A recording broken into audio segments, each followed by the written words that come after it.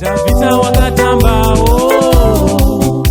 kusvika maila popota miri yemundo kuimbao nenindori midhema tinoswera ndichiona kuti nyaya dziri kufamba sei. Nhasi ndazomboswera ndiri muSouth Africa ndichiona kuti zviri kufambawo sei ikoko kuitira kuti tisanyanya kuti sara vazukuru handiti so chiteerera kana unga usati wasubscribe pathis channel ndinokurudzira kuti chisubscribe utena on notification bell kuitira kuti pega pega patinoupload a video you will be notified ndichitoti maswera sei kwese kwamuri vazukuru vangu tisingapedze nguva sekuzwa kwenyu anonzi Tendai Ndoro Peter Ndoro anozivikanwa kunzi Peter Ndoro anoverenga anoverenga news nekupresentawo paSABC achibuda muTV and is actually Zimbabwean muZimbabwean.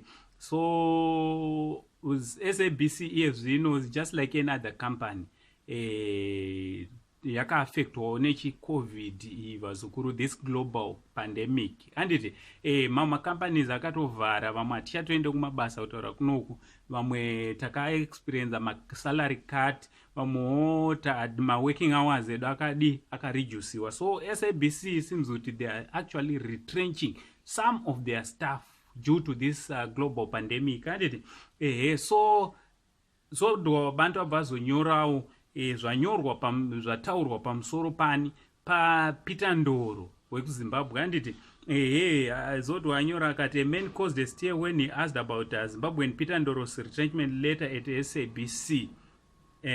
Blacks against blacks, hate must stop. Why in SA only Zimbabweans and Nigerians are only foreigners in South Africa, but whites from Europe, Asians are not foreigners? You won't believe that what South Africans are actually saying about Tendai Ndoro handiti chinova chinhu chinoshamiswa zukuru kaunhu kavo South Africa mheno kuti vanozviwana kupi kwavari munhu mutema ega ndiye mhandu, varungu hadzisi mhandu handiti vanotoona ungati mimi ndimi makaenda kana kuti vari kuSouth Africa tisi takauya kuzotora takauya kuzotora madzimai avo, takauya kuzotora mabasa avo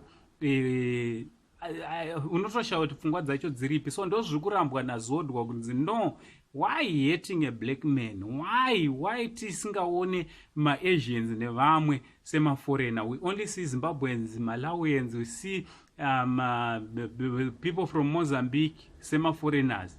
Why is it like that in South Africa? ndizodwawo ari kunyorawo achikonfrontawo mababi ake maSouth Africans handiti vazukuru. So what do you think nenyaya yaPeter Ndoro yemunhu wangobvawo from nowhere ongouya ototi demanda for retrenchment letter yani yaPeter Ndoro eZimbabwean anoshanda kuSABC? Ndonyaya yatauya nayo vazukuru yatangotinge tiri tinokuzivisai kuti aiwa Zodwa ari kumira nemaAfricans, ari kumirawo nemi maZimbabweans. From Uncle Saint, the only Zimbabwean uncle, tichibva tati much love.